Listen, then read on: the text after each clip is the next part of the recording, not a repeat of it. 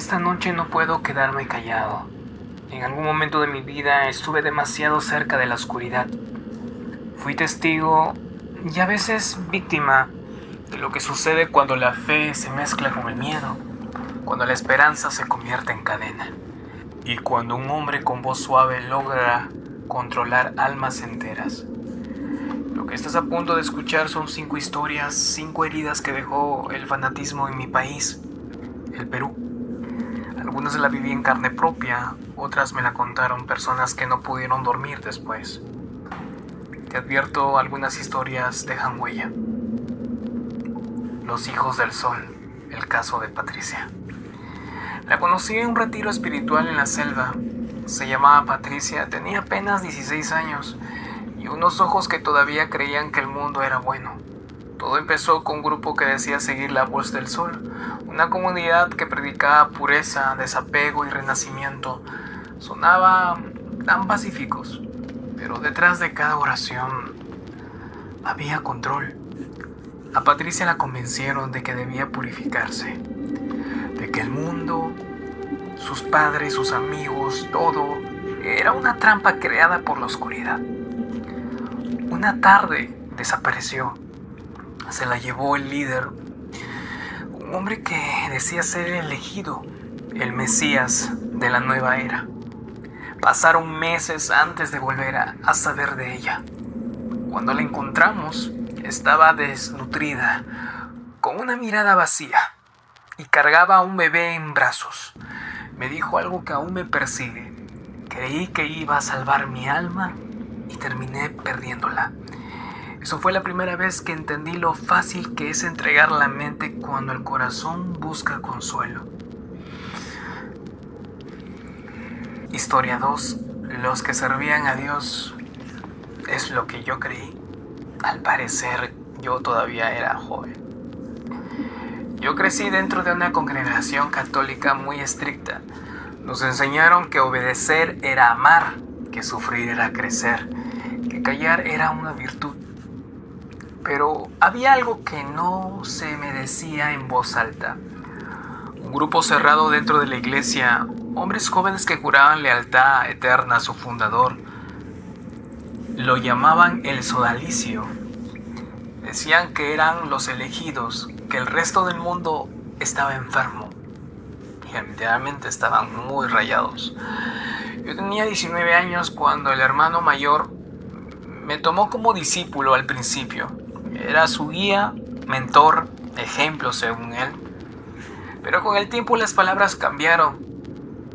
Tienes que probar tu fe. Tu cuerpo es una ofrenda. El abuso empezó disfrazado de devoción. Intenté huir, pero me convencieron de que si lo hacía, Dios me iba a castigar. Años después, cuando todo salió a la luz, entendí que no era el único. Éramos decenas, tal vez cientos, todos atrapados en el mismo infierno, con un crucifijo en las manos. No todas las sectas se esconden en chozas o selvas, algunas se visten de sotana y te hacen creer que el dolor es amor. Historia 3, el profeta de la selva. Mi tío fue seguidor de un hombre llamado Ezequiel. Decía que era un profeta, que hablaba directamente con Dios y que el Perú sería el nuevo Israel. A los 12 años lo vi marcharse con su familia a la selva. Nos vamos a construir el reino del nuevo pacto, me dijo. Años después lo busqué. Llegar allá fue entrar en otro mundo. Mujeres vestidas de blanco, hombres que no llevaban la mirada ni un solo sonido de niños riendo. Nadie podía hablar sin permiso. No se comía carne, no se usaba la tecnología, no se podía mirar al cielo sin rezar antes. El líder Ezequiel Adaucusi se hacía llamar el nuevo Moisés. Prometía que cuando muriera, resucitaría al tercer día. Murió. Y su cuerpo estuvo 3 días en el templo, rodeado de velas y oraciones, pero no volvió. Cuando mi tío regresó años después, ya no era el mismo. Me dijo: Allá el tiempo no existe, allá dejas de pensar, solo obedeces. Esa frase se me quedó grabada y a veces me causó bastante miedo. Muy satánica podría poder decirlo. En esas comunidades la fe se convierte en jaula, una jaula invisible pero imposible de romper. Las monjas que hablaban con demonios, historia número 4. Esta historia me lo contó una historiadora de Trujillo, y aunque ocurrió hace siglos, su eco todavía se siente entre los muros del convento. Dicen que en 1674, en el convento de Santa Clara, un grupo de monjas comenzó a comportarse de forma extraña. Gritos a medianoche, objetos moviéndose solos, algunas se decían poseídas, otras bendecidas. Lo más inquietante es que todas afirmaban escuchar la misma voz, una voz masculina que venían desde los muros. Los exorcismos duraron semanas. Las monjas gritaban nombres desconocidos, hablaban en lenguas que nadie entendía. Algunas murieron, otras simplemente desaparecieron del registro del convento. Hasta hoy nadie sabe si fue histeria colectiva o si realmente algo se filtró desde el otro lado. Pero una noche, hace años, entré a ese lugar con un grupo de amigos. Escuché un susurro en el pasillo. Y esa voz, algo cortante, pero muy penetrante, dentro de ese pasillo, se escuchó diciendo: ¿también vienes a rezar? Literalmente yo corrí, porque no había nadie. Y desde entonces no quiero ir a ese convento. Al parecer es el lugar paranormal.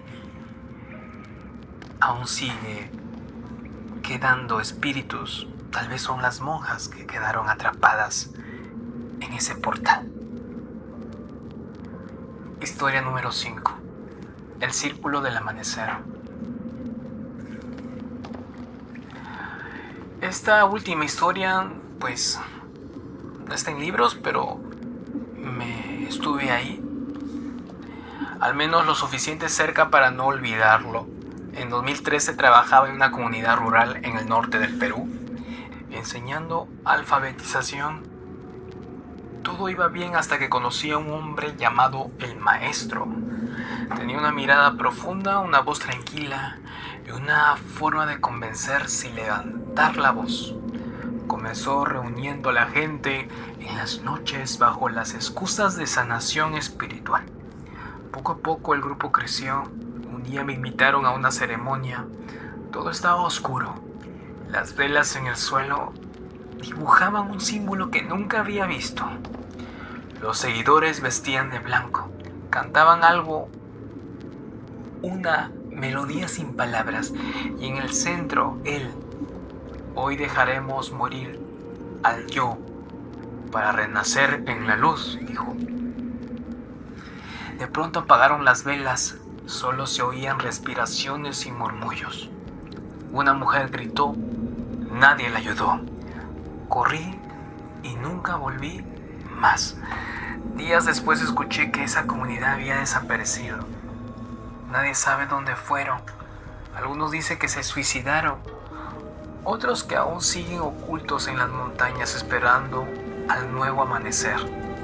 Pero a veces, cuando conduzco por esa carretera, siento que alguien me observa desde los árboles y lo escucho como una voz que apenas, un susurro, diciendo: regresa, aún no terminaste tu iniciación. Cada vez que paso por ese lugar me quedo helado, congelado. No desearía que esto pasara, ustedes. Si llegaste hasta aquí, quiero que respires, Esas historias son reales, o al menos lo suficiente reales para que el arte, la sangre, en cada una. Hay personas que buscaron sentido y encontraron oscuridad, pero también hay advertencia, porque todos en algún momento hemos sentido la tentación de creer en alguien sin cuestionar. Y ahí empieza la trampa.